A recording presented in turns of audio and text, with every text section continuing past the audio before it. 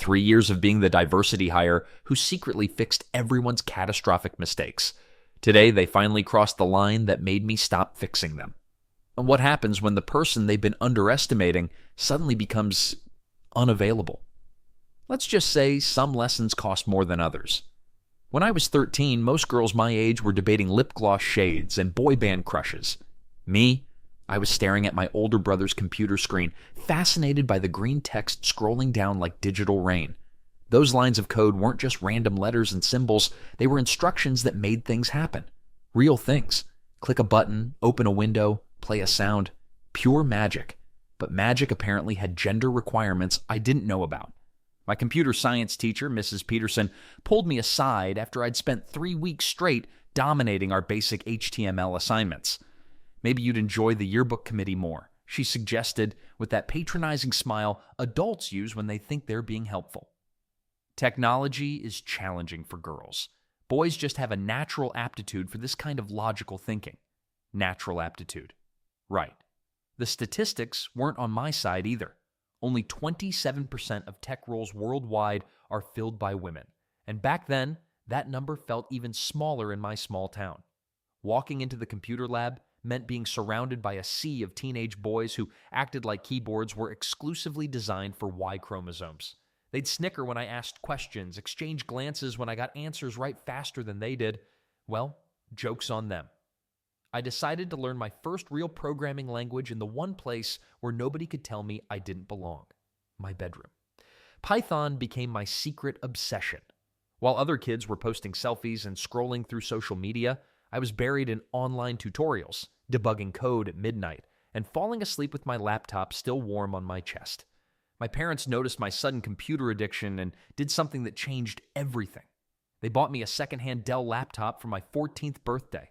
The thing was ancient, probably older than some of the software I wanted to run, but it was mine.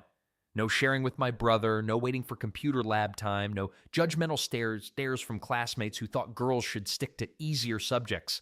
That laptop became my playground and my nemesis. I couldn't stop breaking it, which sounds terrible until you realize breaking things teaches you how they actually work. One week, I'd accidentally delete system files trying to customize the interface. The next week, I'd crash the operating system attempting to install Linux. Every disaster became a puzzle to solve. Every error message, a new challenge to decode. My room turned into a makeshift repair shop. Screwdrivers scattered across my desk, computer parts organized in old jewelry boxes, printouts of error codes taped to my walls like other kids hung up movie posters. My mom would peek in and shake her head, probably wondering where she went wrong raising a daughter who preferred circuit boards to shopping malls. The weird part is how addictive the problem-solving became. Each time I fixed something I'd broken, I felt this rush that was better than any video game achievement or social media like. Making a computer bend to my will, forcing stubborn code to do exactly what I wanted, that power was intoxicating. My brother's friends would come over and find me elbow deep in hardware, muttering about graphics drivers and memory allocation. They'd make jokes about the computer girl, but their laughter had a nervous edge to it, especially when they needed help with their own tech problems, and suddenly I wasn't so funny anymore. Let's not forget the online coding communities I discovered. Forums full of programmers sharing knowledge, helping strangers debug impossible problems, celebrating elegant solutions to complex challenges. Nobody there cared about my gender because nobody could see me. My code spoke for itself, and apparently it had quite a lot to say. Those late-night coding sessions taught me something school never could. Persistence beats natural talent every single time. While my male classmates relied on their supposed genetic advantages, I was grinding through documentation, experimenting with different approaches, learning from every spectacular failure.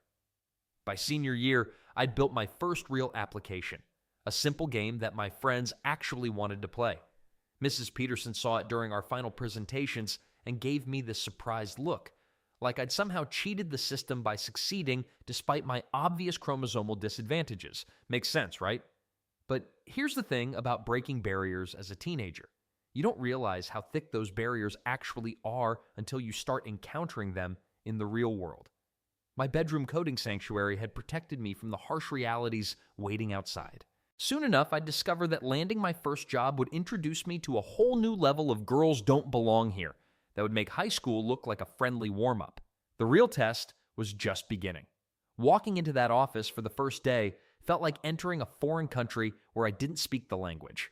The excitement of landing my first real tech job quickly turned into something else entirely when I realized I was one of exactly 2 women on a team of 23 developers. The other woman? She worked in quality assurance, not development. So technically, I was the only female coder in the room. The math hit differently when you're living it. 21 guys, 1 me. Those aren't great odds for fitting in. During my first team meeting, I sat there with ideas bubbling up, ready to contribute. But something strange kept happening. Every time I opened my mouth to speak, the conversation would somehow shift to someone else. The team leads, all men naturally, would nod along when the guys shared their thoughts, asking follow-up questions and building on their suggestions. When I tried to jump in, crickets. Or worse, they'd move on to the next agenda item like I hadn't spoken at all. Then came the assumptions. Oh, the beautiful assumptions. Walking through the office corridors became an adventure in mistaken identity. "Excuse me, are you the new admin assistant?" one developer asked. Another gem, "HR is down the hall if you're looking for someone." My personal favorite came from a client who visited our floor. He took one look at me sitting at my desk, surrounded by 3 monitors and enough cables to power a small city, and asked, "Do you know where I can find the actual developers?" The actual developers. Right. But here's the kicker. I wasn't imagining this stuff. Research backs up what felt like daily microaggressions. A massive study found that 73% of women in tech face discrimination at work. That number used to feel abstract until I became part of it. Then it felt very, very real. The most frustrating part? Watching my ideas get recycled, I'd suggest a new approach to handling user authentication in our Monday morning stand-up. Silence. 2 days later, Jake from the backend team would propose the exact same solution. Suddenly, everyone thought it was brilliant. Jake got praise, got assigned to lead the implementation, got recognition from upper management. I got to watch from the sidelines while my own idea got credited to someone else. This happened more than once. Actually, it happened so often, I started keeping a little notebook, jotting down my suggestions and the dates I made them. Call it insurance, call it paranoia. I called it survival. The weird part is how normalized it all felt after just a few weeks. You adapt faster than you'd expect to being overlooked. Your brain starts making excuses. Maybe I didn't explain it clearly enough. Maybe the timing was off. Maybe they genuinely didn't hear me. The human mind is remarkably good at protecting itself from uncomfortable truths, even when those truths are staring you in the face every single day. Let's not forget the subtle ways exclusion works in tech culture. The after-work drinks where real decisions got made, I rarely got invited. The informal brainstorming sessions that happened during lunch, somehow my name never came up. The group chat where team members shared useful resources and job tips, it took me 3 months to discover it existed. Being watched became another full-time job. Every line of code I wrote felt like it was under a microscope. When the other developers pushed code to production, it was business as usual. When I did the same thing, there were questions. Lots of questions. Are you sure this approach is optimal? Did you consider the edge cases? Maybe we should have someone else review this first. The exhaustion crept in slowly, then all at once. Fighting for basic respect while trying to prove your technical skills is like running a marathon while carrying a backpack full of rocks.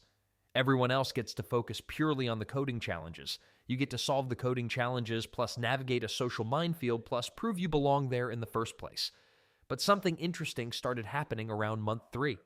My frustration began transforming into something more useful: determination. Every dismissive comment became fuel. Every ignored suggestion became motivation to document my contributions more clearly. Every assumption about my role became a reminder of exactly why representation matters. The statistics weren't just numbers anymore. They were my daily reality. And if 73% of women in tech face discrimination, that means I wasn't alone in this experience. Thousands of other women were sitting in similar meetings, having similar conversations, fighting similar battles. That realization would prove more important than I knew at the time. Because being ignored in meetings was just the beginning. What happened when I actually tried to speak up and assert myself? Well, that's when things got really interesting. Walking into those daily stand-up meetings felt like entering a boxing ring where only I didn't get gloves. You know those meetings where everyone's supposed to share what they're working on? Simple concept, right? Well, not when you're the woman trying to speak. I'd start explaining my progress on the user authentication system, and within 30 seconds, someone would cut me off. Actually, what Sarah means is exactly what Sarah said the first time. But apparently, my words needed a male translator to make sense to the room.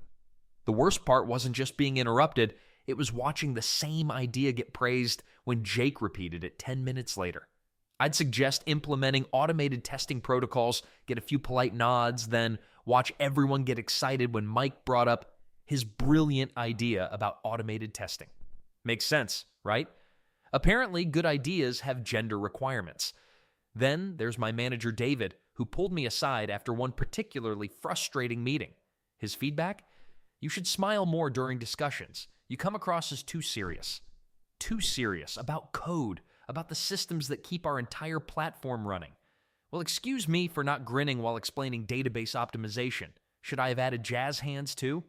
Meanwhile, when Tom got passionate about server configurations, he was dedicated and detail-oriented. When I expressed the same level of intensity about security vulnerabilities, I was emotional and difficult to work with. The double standard was so obvious it practically had neon signs around it, but the real kicker came during our late-night crisis fixes. You know how tech works? Sometimes everything breaks at 2 a.m., and someone has to stay behind to save the day. I spent countless nights debugging critical issues, rewriting broken modules, and getting our systems back online before morning.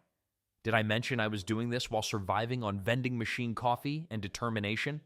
When the sun came up and the crisis was over, guess who got the recognition? Not the person who actually fixed the problem. David would walk in, see everything running smoothly, and thank the team for their hard work. But somehow, the gratitude always landed on whoever happened to be standing nearby when he arrived. Usually someone named Brad or Kevin. Let's not forget the delightful task assignments that started creeping my way. While my male colleagues got assigned to architect new features and lead client demos, I became the unofficial team mom. Birthday party planning, ordering lunch for meetings, organizing the holiday potluck. Suddenly, these responsibilities appeared on my plate like unwanted pop-up ads. Sarah's so good with people, they'd say, as if being good with people somehow disqualified me from being good with code. The weird part is, I never volunteered for any of these social coordination tasks. They just materialized in my inbox with notes like, "Thought you'd be perfect for this," attached. During project planning sessions, something fascinating happened. I'd become invisible, not literally, unfortunately, that would have been a useful superpower, but practically speaking, I might as well have been a houseplant. Decisions about system architecture, technology choices, and implementation strategies would flow around me like I was furniture. I'd raise my hand to contribute insights about scalability issues I'd encountered in previous projects. Silence. Then, Mark would make the exact same point 5 minutes later, and suddenly everyone was taking notes. It was like watching a magic trick, except the disappearing act was my professional credibility. The pattern became so predictable, I could set my watch by it. Team meeting starts, I prepare thoughtful input based on actual experience, I share said input, room goes quiet, male colleague rephrases my point, room erupts with enthusiasm, I question my sanity. Rinse and repeat, Monday through Friday. What really got under my skin wasn't just the individual moments of being overlooked, it was how normalized it all became. Missing my contributions wasn't an accident anymore, it was standard operating procedure. The system had trained everyone, including me sometimes, to expect my voice to matter less. And the crazy thing, I started doubting myself. Maybe my ideas weren't as solid as I thought. Maybe I wasn't explaining things clearly. Maybe I really was too emotional, too serious, too something. That's what happens when you're constantly told your perspective doesn't count. Eventually, you start believing it. But here's what nobody prepared me for: how this constant dismissal would affect my actual work.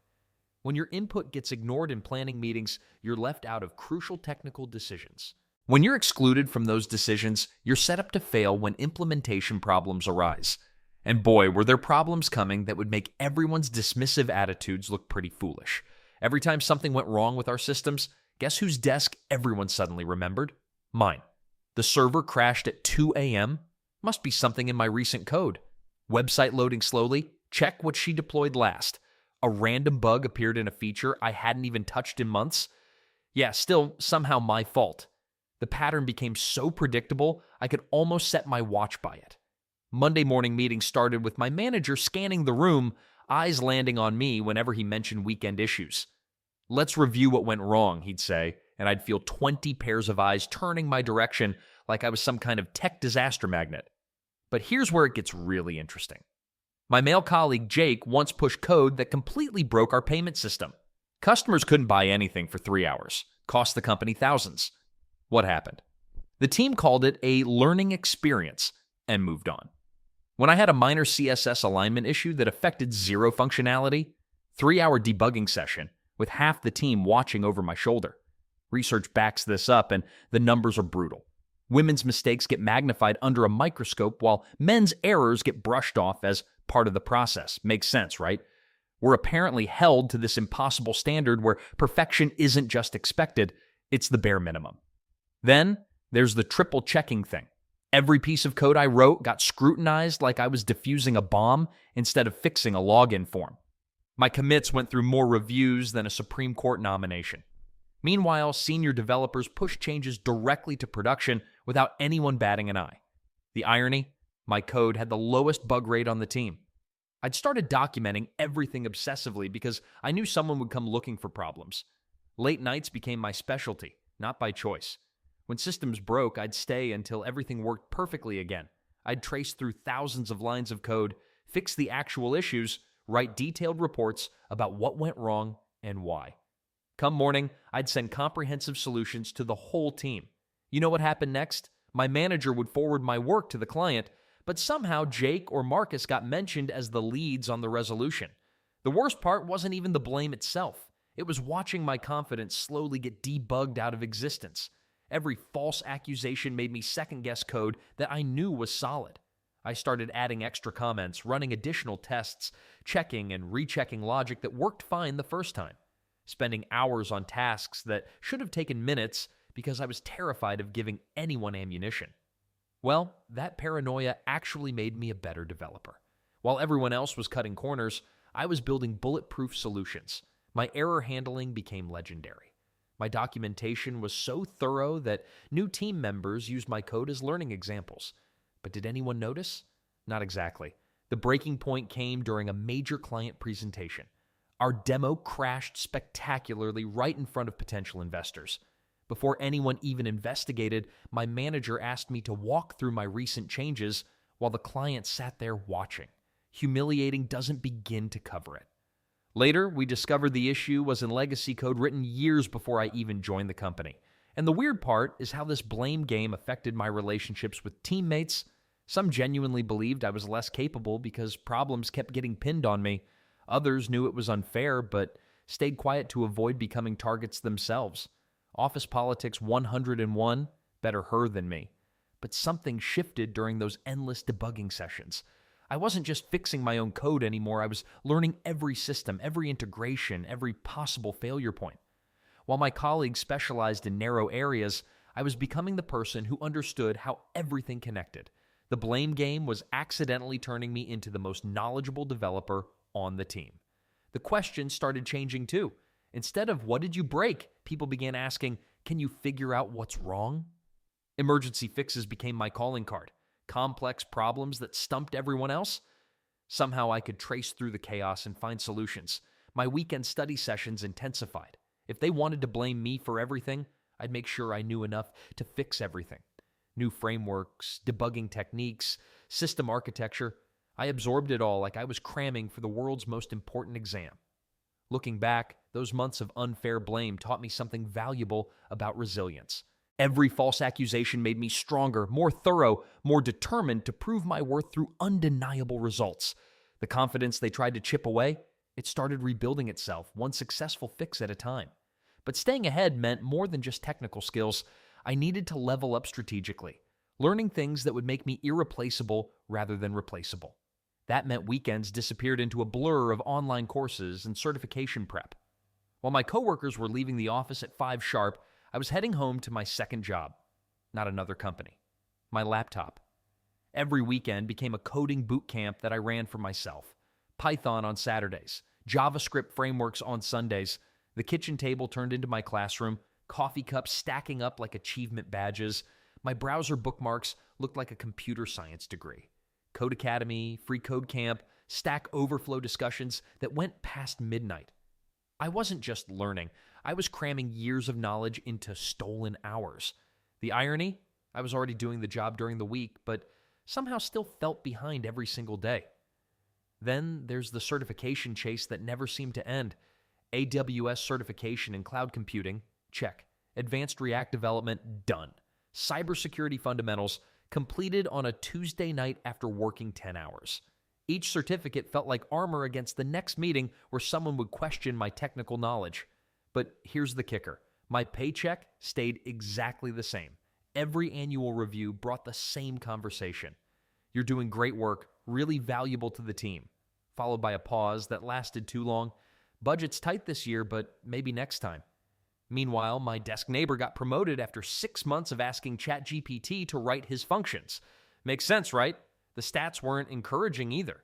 Research shows women in tech earn up to 20% less than men doing identical work. Same code, same hours, same expertise, different bank account. I started calculating how much my weekend studying was worth per hour. The math was depressing. Let's not forget the comments that made everything worse. Wow, you really know your stuff. Like they were surprised every single time. One coworker actually said I was naturally gifted at problem solving. Natural? I'd spent 3 months learning database optimization while he was posting memes in Slack. Then, something changed. Well, actually, I found something that changed everything. A random Tuesday night scrolling through Reddit, I stumbled across a private Discord server. Women Who Code After Hours. The name alone made me click join faster than closing a browser tab when your boss walks by. Suddenly, I wasn't the only one spending weekends debugging my career. These women were incredible. Senior developers at Google sharing advanced algorithm tricks, startup founders explaining venture capital like it wasn't rocket science, product managers who'd survived 3 layoffs and still loved building software. For the first time, I was getting real advice from people who actually understood what I was dealing with. Stop learning everything, one message read. Start specializing in something they need but don't understand. Game-changing advice that no career counselor had ever mentioned. Another woman shared salary negotiation tactics that actually worked.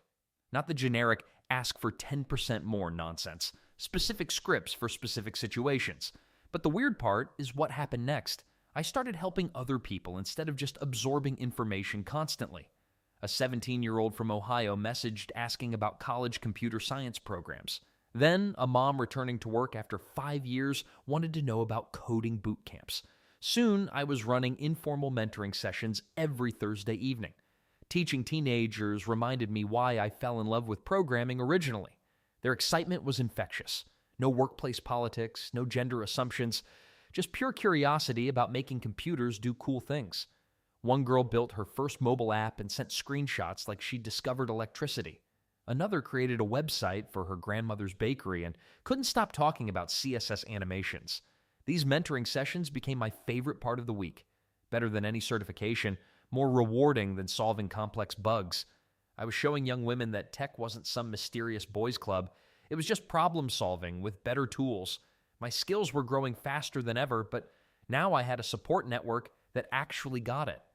The weekend learning sessions continued, but they felt different. Strategic instead of desperate. I wasn't just trying to prove I belonged anymore. I was building expertise that would be impossible to ignore. The Discord group shared job postings at companies that valued diversity beyond lip service. They warned about toxic interview processes and celebrated each other's wins. When someone got promoted or launched their own startup, we all felt like we'd succeeded together. My confidence started rebuilding itself, one small victory at a time. Code reviews became less terrifying. Technical discussions felt more natural. I even started suggesting improvements to existing systems instead of just fixing what was broken. The secret skill building was paying off, even if the recognition was still missing. My manager might not have noticed my growth yet, but other people were starting to. Headhunters were calling with interesting opportunities. Other companies were asking about my availability. Something bigger was brewing, and they had no idea what was coming. Getting labeled as a diversity hire hits differently when you're already questioning whether you belong. 3 months into my second job, I overheard Jake from marketing telling someone at the coffee machine that the company probably had to fill their girl quota when they hired me. He laughed like it was the funniest thing he'd ever said. The weird part? I'd scored higher on the technical assessment than half the team. But somehow, my skills became invisible the moment someone decided my gender was more important than my code. This wasn't just one bad apple either. Research shows that women in tech leave their jobs at twice the rate of men. When you're constantly defending your right to exist in a space, burnout becomes inevitable. Every day felt like proving myself from scratch, like my previous work had been erased overnight. Then there were the client meetings. Oh boy, those were special. I'd walk into a room prepared to discuss database architecture or API integrations, and the client would literally look past me to ask, "Where's your senior male colleague?" One guy actually asked if I was there to take notes. I had 8 years of experience and 3 certifications hanging on my wall, but apparently none of that mattered. My manager, Sarah, tried to be supportive, but even she fell into the trap sometimes. She'd assign me to client-facing roles because I was more approachable than my male teammates. Translation: let the woman handle the emotional labor while the men do the real technical work. Makes sense, right? Wrong. The promotion situation became a joke I couldn't laugh at. Every quarterly review, I'd present my accomplishments, my successful projects, my problem-solving wins. The feedback was always positive. Great work, really impressive stuff, Sat. But when promotion time came around, there was always a reason why it wasn't quite my turn yet. Meanwhile, Tom got promoted after 6 months for automating a process that saved the company maybe an hour per week. I'd built an entire monitoring system that prevented 3 major outages, but apparently that was just doing my job well. The math never added up, but questioning it made me look difficult. Let's not forget the casual comments that chipped away at confidence daily. "You're pretty good at this for a girl." "I'm surprised you figured that out so quickly." "Maybe we should have someone double-check your work just to be safe." Death by 1,000 paper cuts, except each cut questioned my fundamental right to be there. The imposter syndrome became real. When everyone around you suggests you don't belong, you start believing it. I'd lie awake wondering if they were right. Maybe I was just filling a quota. Maybe my successes were flukes. Maybe I should find something more suitable for someone like me.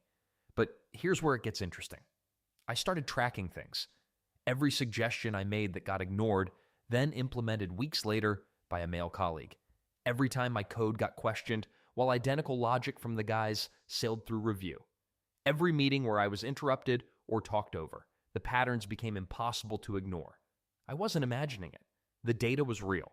The breaking point came during a team presentation where I'd done 70% of the work but wasn't invited to present. Brad, who joined the project 2 weeks earlier, got to stand up and explain his solution to the leadership team. I sat in the back watching him stumble through concepts I'd developed, realizing that staying quiet wasn't protecting my career. It was destroying it. That night, I updated my LinkedIn and started looking for new opportunities. Not because I was giving up on tech, but because I was finally done accepting scraps.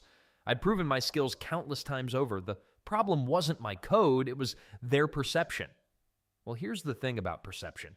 It can change pretty quickly when reality smacks you in the face. 2 weeks later, I submitted my resignation letter. My departure date was set for the end of the month. But funny how the universe works. Sometimes it has plans you don't see coming. The company was about to face a crisis that would test everyone's assumptions about who really kept the systems running. The security vulnerability I'd been flagging in my reports for months was about to become everyone's worst nightmare. And guess who would be the only one who actually understood how to fix it? You know what's worse than being ignored? Being right when everyone thinks you're wrong. 3 months into my second year at the company, I noticed something weird in our server logs. Traffic patterns looked off. Security certificates were expiring faster than they should. The authentication system had these tiny hiccups that lasted maybe 2 seconds before everything went back to normal. Most people would miss it completely, but I'd been staring at code for hours every night, learning system architecture on my own time. These weren't random glitches, they were breadcrumbs leading to something bigger. I drafted a detailed email to my team lead, Mark, attached screenshots of the log files, highlighted the suspicious patterns in yellow, even included suggestions for immediate security patches we could implement. His response came back in under 5 minutes. Thanks for the heads up. We'll keep an eye on it. That was it. No follow-up meeting. No questions about my analysis. Just corporate speak for noted and ignored. 2 weeks later, I brought it up during our Monday morning stand-up. Those security anomalies I mentioned are getting worse, I said, pulling up the latest data on my laptop.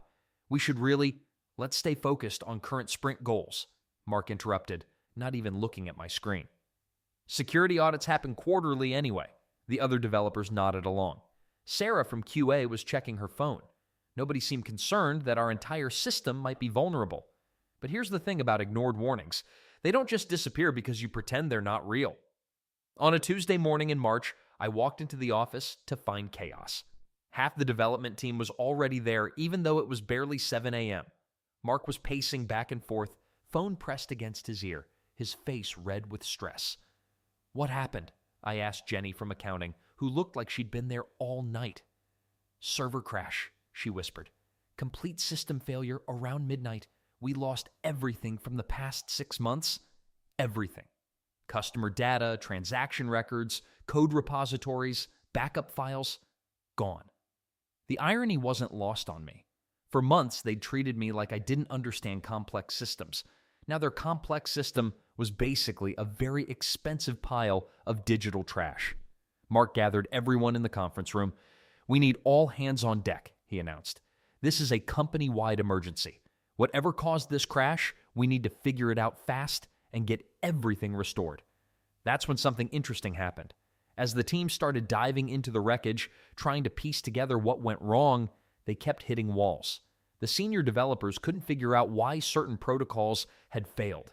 The system administrators were stumped by corrupted log files, but I recognized the patterns immediately. These were the same anomalies I'd been tracking for months, except now they'd evolved into full system failure. While everyone else was panicking, I quietly started working, traced the attack vectors back to their source, identified which security vulnerabilities had been exploited, found the back doors that had been planted weeks ago. By noon, I had a complete map of how the breach happened and, more importantly, how to fix it. I think I found something, I said, interrupting a heated argument between Mark and the IT director about whether to call in external consultants. The room went quiet. Mark looked skeptical, but desperate times call for desperate measures. I walked them through my analysis, showed them exactly how the attackers had used those tiny hiccups I'd identified months earlier to gradually gain system access, explained how the expiring certificates had created entry points, demonstrated how the authentication glitches had been test runs for the final assault. Wait, said Dave, one of the senior developers. You predicted this? I tried to, I replied, pulling up my original email to Mark. 3 months ago? The room got uncomfortable. Mark's face went from red to pale. Everyone suddenly remembered those stand-up meetings where I brought up security concerns. But here's what surprised me. They actually listened this time. When I explained my restoration plan, Mark nodded and took notes. When I suggested new security protocols, the IT director asked for details. When I recommended system architecture changes, they wanted timelines and implementation strategies. It took us 18 hours, but we got everything back online. My fix didn't just restore the lost data. It made our entire system more secure than it had ever been. The next morning, Mark called me into his office. We want you to lead our new security initiative, he said. Full project ownership, your own budget, direct reports. Funny how a crisis changes everything. Suddenly, my opinions mattered. My technical insights were valuable. My weekend learning sessions had turned me into their go-to expert, but getting their attention was just the beginning. Now I had to figure out what to do with it. Getting promoted in tech as a woman feels like winning the lottery while getting struck by lightning. Twice. The chances seem impossible until it actually happens, and then everyone acts like they saw it coming all along. My promotion came 3 months after the server crash that nearly brought our company to its knees. Management suddenly realized that maybe, just maybe, the woman they'd been overlooking had some valuable skills. Who would have thought? The same people who questioned my every line of code were now asking me to lead my own project team. The irony wasn't lost on me. For years, I'd watched less qualified men get handed leadership roles like participation trophies. Now I had my chance to do things differently. My first real project as team lead was overhauling our error tracking system. the same system where problems got buried and blamed on whoever was convenient, I proposed something radical for our workplace: complete transparency. Every bug would be logged with who wrote the code, who reviewed it, and who signed off on deployment. No more mystery blame games. The pushback was immediate and predictable. That's going to create too much paperwork, one senior developer complained. Translation: how will we blame the women when we can't hide who actually made the mistakes? But here's what happened when we implemented transparent tracking. Suddenly, the error patterns became crystal clear. The developers who'd been loudest about others' mistakes were making twice as many bugs themselves. The quiet team members, mostly women and junior developers, had the cleanest code records. Makes sense, right? When you're constantly questioned and double-checked, you tend to write better code from the start. Let's not forget the hiring process. I made it my mission to bring more women onto the team. Not because of quotas or diversity initiatives, but because talented female developers were everywhere if you knew where to look. They were just tired of applying to places that treated them like unicorns or affirmative action cases. I started recruiting from online communities where women coders actually hung out, not the male-dominated forums where harassment was considered normal conversation. These women had skills that would make Silicon Valley executives weep with joy, but they'd been overlooked by companies obsessed with hiring people who fit the culture.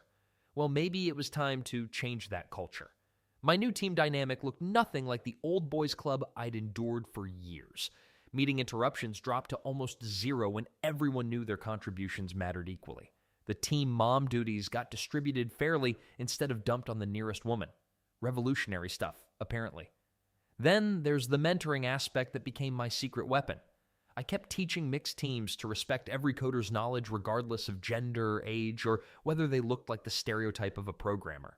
Amazing how much better code reviews became when people focused on logic instead of who wrote it. The funniest part was watching some of the old guard developers struggle with accountability. They'd spent so long getting away with sloppy work and loud opinions that actual performance standards felt like persecution. One guy literally asked HR if tracking his error rate was discrimination. Against what? Incompetence. But the real satisfaction came from watching the women on my team flourish. They stopped apologizing before every suggestion. They presented ideas with confidence instead of prefacing everything with, "This might be stupid," but they started staying at the company instead of fleeing to more welcoming environments. The weird part is how quickly things improved once the playing field leveled out. Project completion time shortened, client complaints decreased, code quality shot up across the board. Turns out that diverse perspectives and inclusive practices weren't just nice ideas. They produced measurably better results. 6 months into leading my team, I got called into the CEO's office. My stomach dropped, expecting some new crisis to manage or criticism about my leadership style. Instead, he wanted to know how my team's performance metrics had improved so dramatically. Could we implement these practices company-wide? I almost laughed. The same transparent tracking and inclusive culture I'd been advocating for years was suddenly a brilliant innovation worth copying. Sometimes being right just takes patience and the authority to prove it.